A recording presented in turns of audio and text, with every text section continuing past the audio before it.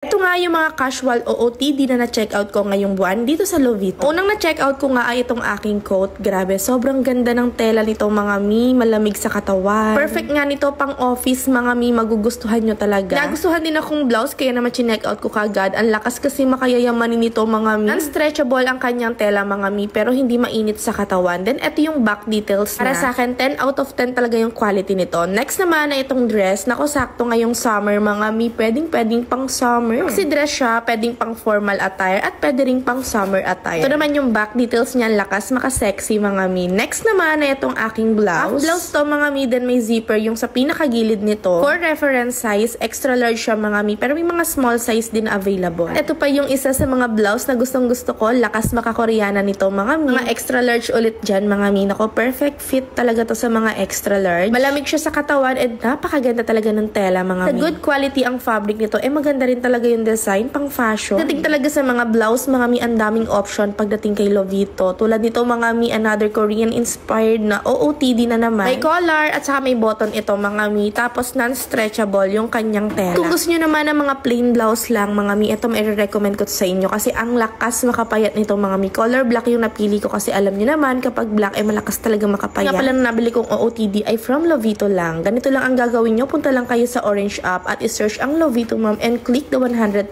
off free voucher. Ayan, pwede na kayo mag-check out at i-enjoy ang mga vouchers from Lovito.